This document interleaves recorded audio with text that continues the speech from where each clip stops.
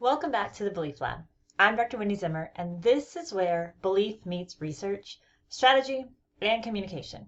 All the things we need to really believe in ourselves and communicate to others. If this is your first time listening, you're in the right place. And if you've been with me before, you know that this is where we explore belief as a tool you can practice, not just a mindset that you wish you had. And that's a massive shift that I hope you take away from our conversation that we had today. Because I am so glad you're here. The fact that you're here today means that you know that you are worth investing in.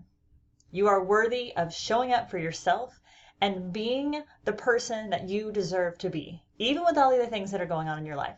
So I want to start by celebrating you today. Welcome. I'm so glad you're here. So as we dig into our conversation today, something I want you to think about. Here's the hard truth. Nobody has unshaken belief all the time.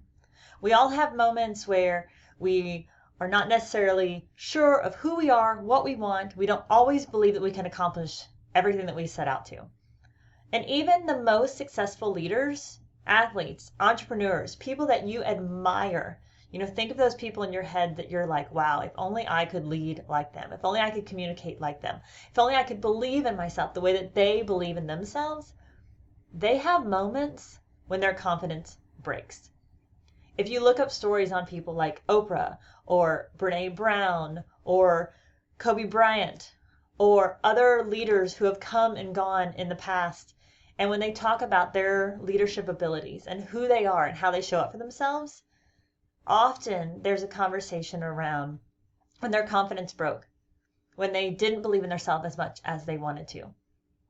And unfortunately, we often forget those stories. We're told them because great leaders have the ability to recognize their weaknesses and then highlight those weaknesses so others can learn from them. But when we look at their successes, when we look at the impact that they've made in the world, we often stop and think, well, they must obviously have something that I don't have. And that's not true. The difference is this. Great leaders know where to borrow belief from until they can build it again. And that's what we're going to look at today. You don't always have to have all the belief that you need to accomplish everything you want, but you do have to know where you can go to borrow belief. So let's see if this resonates to you. I want you to say yes in your head if any of these next questions that I pose sound like you. Do you ever feel like your confidence runs out at the exact moment you need it most? Have you ever thought, I'll start once I feel ready, but that ready never seems to come?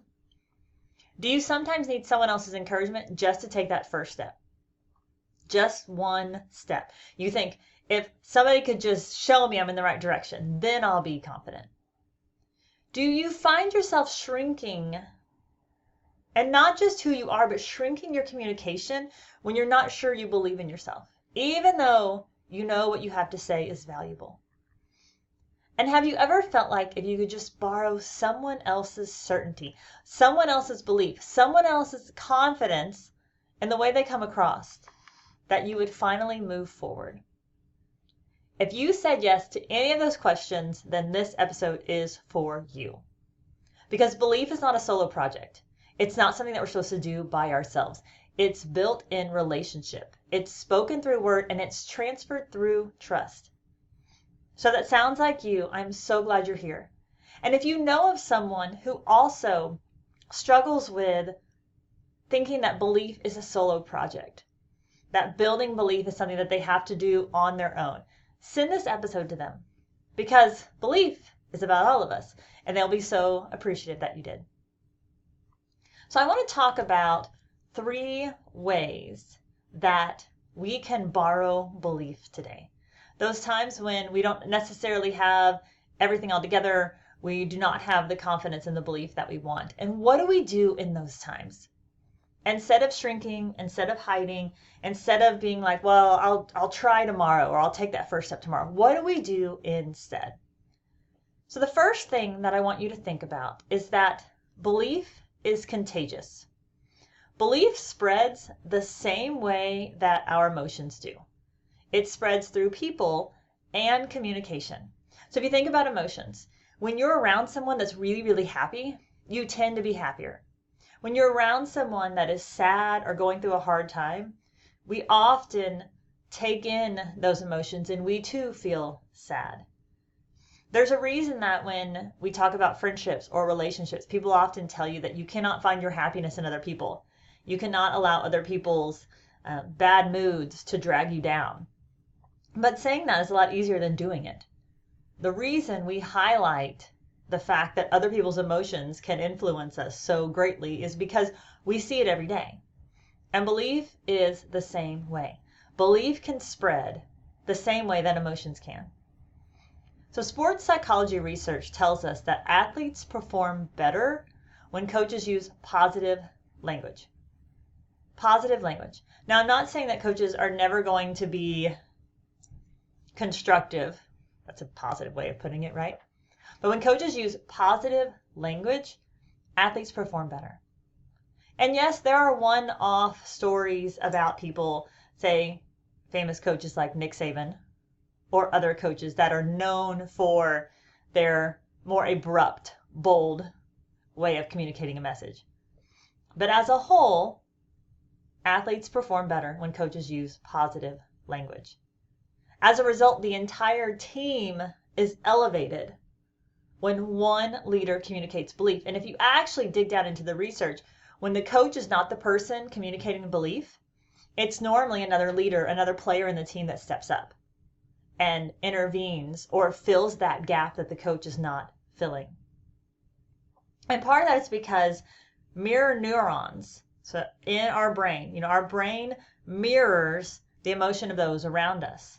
So in the athlete example, when athletes are being told positive language on ways to fix their behavior, fix their strategies, fix their play, then they too have a positive approach. They use positive language when they talk to themselves.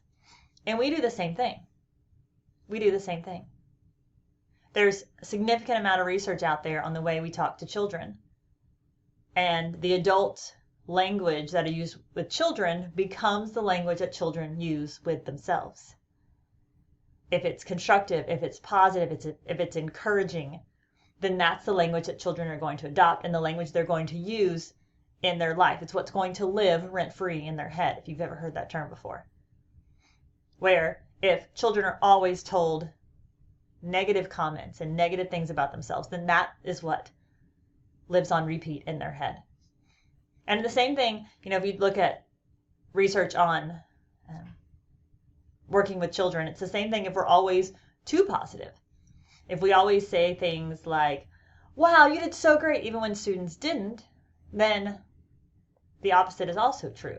Then they start to have an inflated sense of what they can do, and when that comes crashing down, the crash is very hard. And this research is not just with children, because that is our foundation. So the same thing applies to us.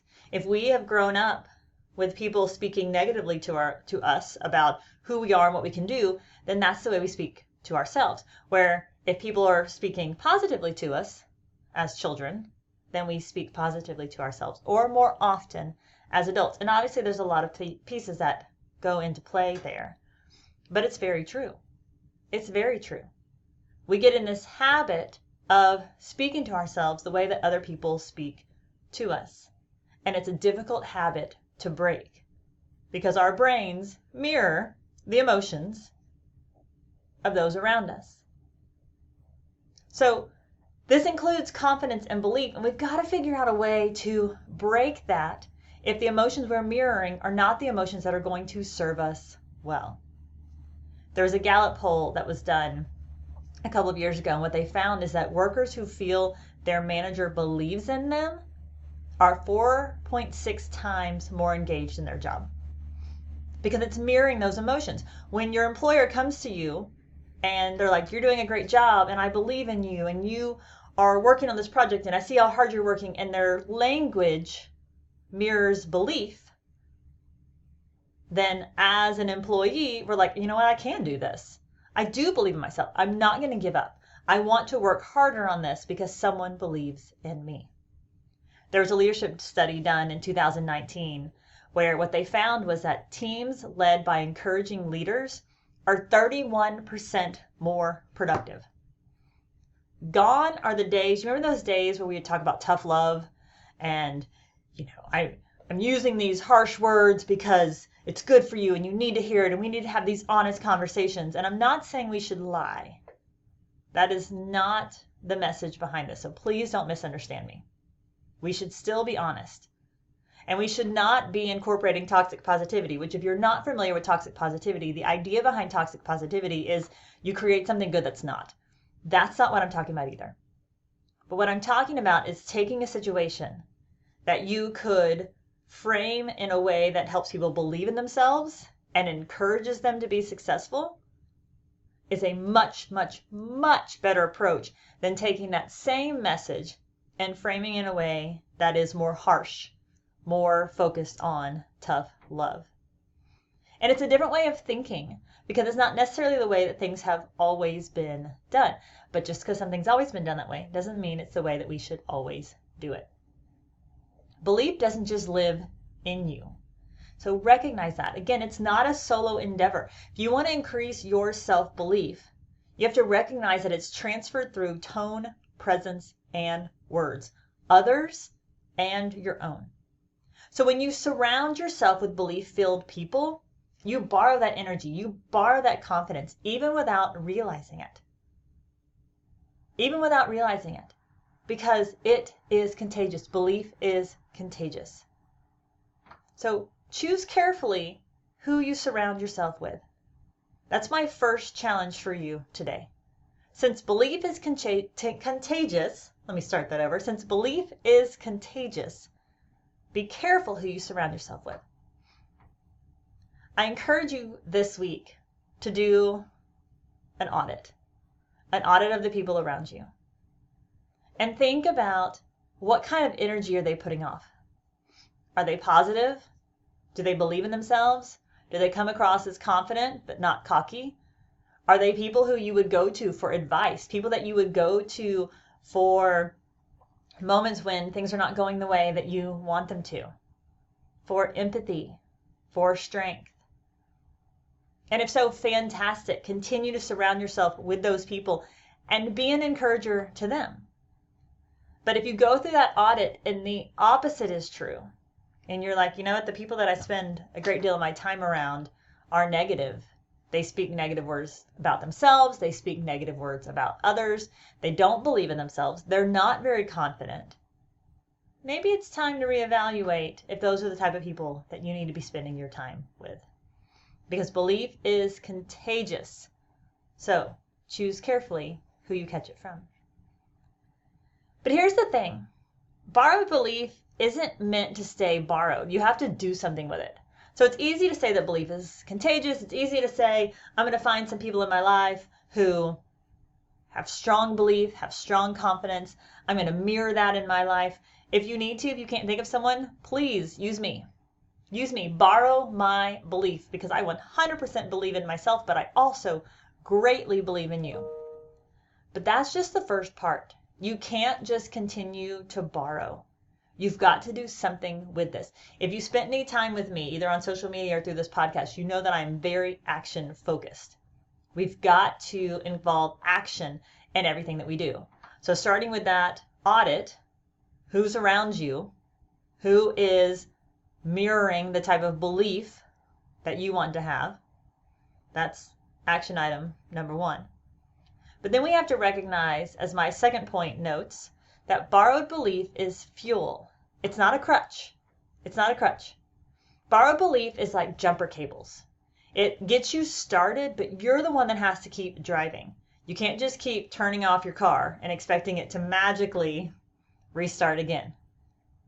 You have to get started. When you mirror the belief of others, you borrow my belief, you borrow the belief of celebrities that you think are incredible, you borrow the belief of the people that are around you.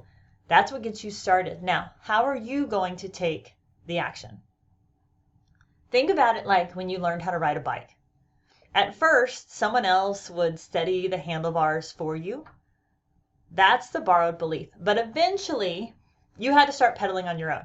I remember when I was teaching my daughter how to ride a bike, and it was something that was honestly much more difficult than I anticipated. Much more difficult than I anticipated. Because if I held on to the handlebars or the back of the seat, depending upon your preference, when I held on to the bike too long, I would wear myself out, and she wasn't doing the work. I was doing the work. And the result of that, when I did the work too long, is she became reliant on me to steady her, reliant on me to be the person who took care of her. So when I let go, it was a much larger crash if she crashed. But it definitely was a much larger crash in her head because she thought, oh my gosh, mom's not holding on anymore. Well, what I learned is if I would just steady her, get her up, get her started, and let go relatively quickly, that's when she was more successful. Because she learned early that I was just getting her started. She had to be the one to pedal on her own. And when I shifted that approach, she learned to ride her bike much more quickly. There's actually quite a bit of public speaking research on this same concept. And what it tells us is speakers who practice affirmation given by others. So things like, you've got this, or you're amazing, or your audience is going to love what you have to say, report higher confidence on stage, but only if they act on it immediately. So if you think about that in context, I couldn't tell you today, say you're going out and doing a speaking gig in a month. If I told you today, you got this, you're going to be awesome. A month from now, that affirmation is not going to translate to the stage. Too much has happened in the last month. But if you're going to present in an hour, and I'm like, you got this, it's going to be awesome, I'm so proud of you, then that confidence will translate on stage. And that's just one example. It's not just for public speakers, it's for all of us.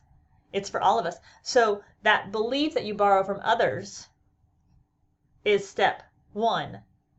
But then take those people that are around you and take in their affirmations. And it's even okay to ask for them. Say, hey, I am whatever it is that you're doing that you're worried about. I am doing this tomorrow. If I text you in the morning, would you send me back a happy thought? Because I'm just going to need that affirmation to get me moving forward. People would love to. So think about how that borrowed belief can then turn into you initiating from those people around you who are giving you the belief that you wanted. If you look at research from Carol Dweck, specifically around her growth mindset theory, she says that hearing, I believe you can improve, changes persistence after failure. So it's not even affirmations like, you got this, you're incredible, you're awesome, you're going to be amazing. All of those are wonderful. But even affirmations like, I believe you can improve. I believe you can get better. I know that there is more in you. When you have people that tell you that they believe in you, while not necessarily an affirmation as you would normally think of it, that shift, those words help you think about, instead of, oh, this is not going well, I'm not going to do well. Someone else believes in me. I believe in me. And you're much more willing to persist. Harvard actually did a study in 2016 which talked about people who visualize encouragement are 20% more successful under pressure than those who don't. So you don't even have to actually get the encouragement. If you get the encouragement, fantastic. If you have people give you affirmations, whether you ask for them or not, fantastic. But even better, if you can just visualize someone giving you encouragement. Visualize someone telling you that you can do it. Visualize me telling you that I believe in you. I know you're an incredible person. Otherwise, you would not be here today. You would not be showing up to listen to this podcast. So if you don't feel comfortable or you can't find someone to give you affirmation, visualize it yourself. Visualize someone giving you that encouragement. And as Harvard found, you are 20% more successful under pressure when you visualize that encouragement. So borrowing belief is the spark. Your action is the fuel. Your action is what's going to help you pedal and ride that bike. So don't stop with auditing the people around you and finding the people who believe in themselves and have confidence in the way that you want to. Then turn into action. Ask them for affirmations. Visualize them giving you affirmations. And I would even add a third piece. Most of the time, if you're sitting here thinking, no one ever does that for me, no one ever gives me affirmations, no one ever tells me that they believe in me, no one ever says things about me that make me feel good, I'm going to push back on that a little bit. Chances are that is not true. That is not true. You just are not in the space to recognize it or accept it. So stop for a little bit. And this is action item number 2. Action item number 2 is pay attention this week to what the people around you say about you. Say when you're around. And it may not be words like, oh, you're so incredible. But it may be things like, tell me about your week. What did you do this weekend? And you're like, I did this and I did this and I did this. And they ask you follow-up questions. Why do people ask follow-up questions? It's because they're interested in you and what it is you have to say. If they're not interested in you and what it is you have to say, they're not going to ask you follow-up questions. They're going to try to get out of there as quickly as possible. So if people continue to engage in conversation, that means they like you. They want to learn more about you. There's something about you that's keeping them engaged. Or maybe you're in a room and you have an idea and someone's like, oh, I like that, and moves on to something else. You just kind of gloss over that. Pay attention to those little comments that you may not have paid attention to before. Too often, we spend a great deal of time just focusing intensely, almost detrimentally, on the negative comments, the things people say, the faces people make that worry us, that make us feel like we're not doing a good enough job, that make us feel like we're not good enough. And then we gloss over the comments that are positive. We actually need to flip that. Flip that. Spend your time focusing on the comments that are positive, even if they're little. And maybe it's a smile. Maybe it's a high five. Maybe it's an action. It doesn't necessarily have to be words. But pay more attention to the positive, and when you can, try to ignore the negative, because those are the ones that are going to bring you down and are going to increase that gap between borrowing belief and believing in yourself. You're trying to decrease that gap. If you never act, borrowed belief fades because that gap just increases. If you act, it multiplies into your own, because borrowed belief without action stalls, but borrowed belief with action accelerates, which is what we want. We can't just sit here and live borrowing belief from others. We have to turn into belief in ourselves. And once you've built belief through action, something powerful happens because you get to give it away. So my third point for today is about giving it away, because belief becomes strongest when it's shared. You borrow your belief from someone else. You take action on that belief, which then helps you increase your belief. Not saying it's perfect, but it's stronger. And then in turn, you help share that belief with others, because somebody else is going to borrow your belief. It's a full circle moment. And you don't have to be perfect to get there. You don't have to be this rock solid, I believe in myself, I am incredible, I never waver, I never have self-doubt. That's not what we're talking about. Nobody's like that, as I mentioned when we started this podcast today. Nobody is like that. But when you have a little bit more belief in yourself, others see it and they will start borrowing that belief. The belief you lend to others actually reinforces your own. So as you're mirroring belief for others and you're showcasing your belief for others and they start to borrow your belief, it helps strengthen your own. It's a great mutually beneficial relationship. They've done quite a bit of research out there on mentors. So whether it's mentoring in business, mentoring in education, mentoring in whatever field, it doesn't matter. But mentors often report gaining more confidence in their own abilities when they affirm others.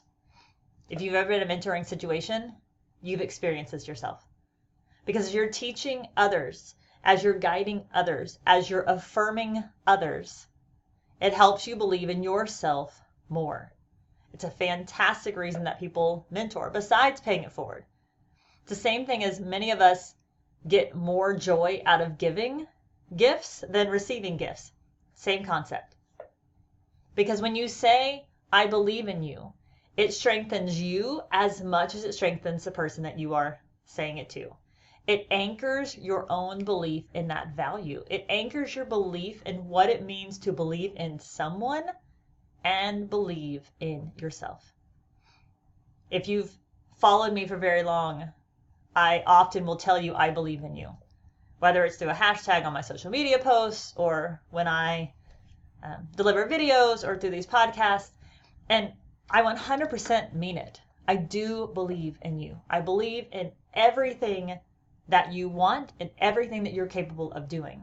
Again, because you have taken the time to invest in yourself, and that is worth celebrating.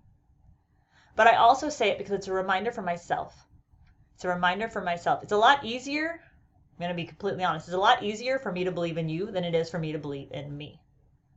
So as I tell others that I believe in them, it helps remind me that as I believe more in myself, I'm able to help others believe in themselves more. And that matters.